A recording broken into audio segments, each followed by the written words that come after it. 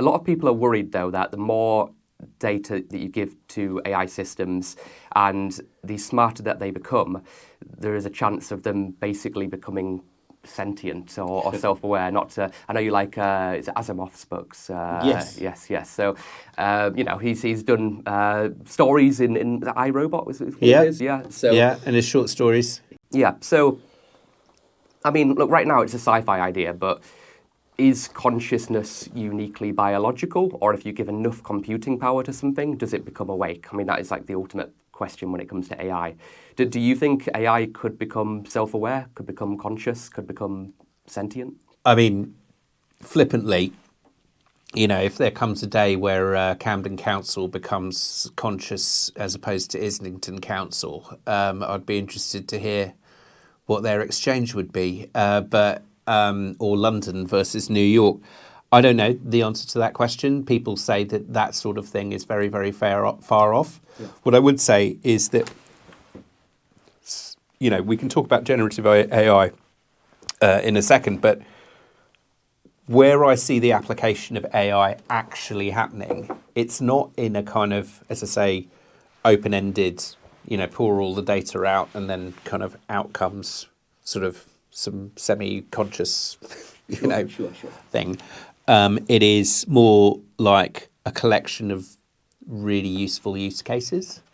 So we are seeing the use of AI in Transport for London to do things like help us understand movement around the city, to help us understand using computer vision. We can instead of like having human counters on a rainy Saturday sitting on a footbridge overlooking a road, counting cars and bicycles, we've got computer vision just going, that's a bicycle, that's a scooter, that's a horse, that's a bus, and doing a much more accurate assessment of mobility. I mean, these things have to be done when you're running a city to actually just understand and model movement. We see the phasing of traffic lights by Transport for London using machine learning to understand and to alter timings on crossings and things like that. When it becomes congested, use AI to scrape social media to understand when a major incident happens. In local authorities, we're seeing AI being used to tackle fly tipping in South London. An amazing programme which, dealt with a major, issue and gripe that people have and found out the answers to it. On the one hand, it was because of poverty. On the other hand, it was also due to an illegal group of people going around and making money. It happened at a certain time of day that hadn't been anticipated. It allowed enforcement and other action to be taken. So there are like a range of cases where AI in its various forms is being used, but they are, what I would say is if you sort of move away from the science fiction, they are purpose-led cases. Like, this is the purpose. We want to tackle fly tipping. We want to understand, who's using our roads, and enabling us to do that much more efficiently and effectively than ever before. Now, when it comes to generative AI, which really got people going over the summer, then I think we're still on a journey on that one. I mean, certainly some local authorities have been experimenting with generative AI for things like assistance in translation services, because you've got many community languages being spoken, and maybe responses, some suggested responses to letters and things like that. But I think that there's, one has to be like a little bit careful in local authorities. I heard of an example the other day of some government department trying to use generative AI to collate consultation responses. Well, is that legal? Is it not part of the process that a human being actually read a consultation response? Is that not judicially reviewable? So I think, there's certain things where I think there needs to be a sense check before people go down that road. The most immediate issue that we've had with Gen AI, in a sense, has not been so much about the large language model end of it, which, in my understanding, is, still, it's definitely still being developed. Yeah. There are definite challenges there. It's more costly to do, and you've got to, bring more people together to do it correctly. In the world of audio and images, however, we've got deepfakes, we've got very easy to create and manipulate products and services coming out there.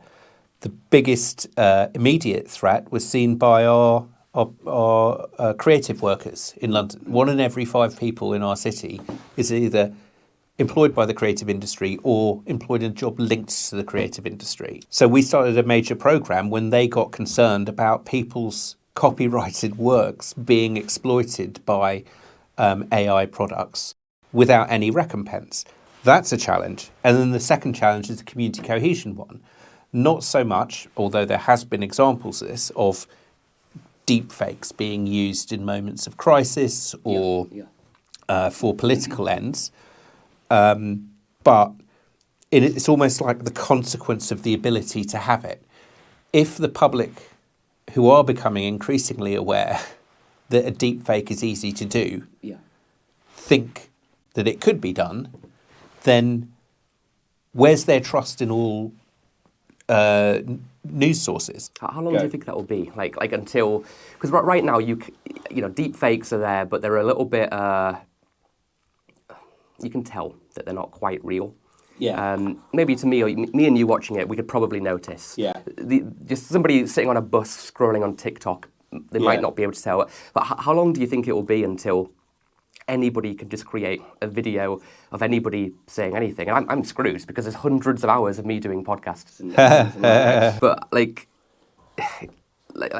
that's going to be really, really difficult for governments. If I can create a video of Rishi Sunak saying, or Sadiq Khan saying anything, and nobody will know if that's real or fake, and then who announces if that is real, and then who's fact checking the fact checkers? And I think lawmakers have a really difficult role here. Yeah. So my answer to that is that what society normally does when what society has done historically when there is there are questions to be resolved is they set up institutions. So we set up the Electoral Commission to make sure that elections are run fairly and to produce and not just set the rules, but to produce guidance to steer people in the right direction.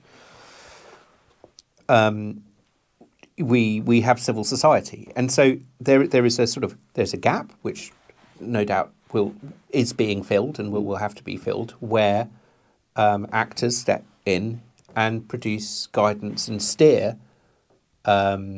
platforms and content creators and others in the right direction. Of course, there's a role for legislation, but you can't just legislate without that kind of middle layer of institutions saying, we've researched this, we've found out this, therefore the law must change. It took 3 years for the Online Harms Bill to make its way through, and rightfully it passed legislation on criminalising deepfake pornography and protecting children and so on. That's the priority, and the evidence base was there. But then there's a kind of unfinished business bit about deepfakes being used for misinformation. Yeah. Now, you can't just immediately go in going like, I'm concerned, therefore we should legislate. You need to ensure that there's the evidence base. And there's sort of two aspects to this question, because one is the creation of the deepfake itself, which will become more and more lifelike and accurate. And the other one is the propagation of it, which is via the social media platform. And I still think there is a big question to be had of social media platforms, of allowing access to independent researchers to see how messages are amplified within their platforms, so that we can understand the nature of how misinformation is spread. Because the suspicion is, in certain cases, that the platforms themselves are being manipulated by people who know how to game them. So it just takes the combination of the two entities, the misinformation producer and those, to amplify and spread misinformation. Now, this is all, well beyond my pay grade, because ultimately these are matters of law and freedom of speech and so on and so forth. Yeah. But from a city perspective, we have a slightly different role, because like cities don't make, in the UK, don't really make laws. Yeah. We are responsible for community cohesion. So it is right for us to actually have a place in this discussion and debate around what government, or making government aware of the dangers, and not just, allowing them to sort of be in this space of like, it's nothing we can do, it's all free speech, when in fact it could have very, very damaging real world consequences for people and communities. Sure.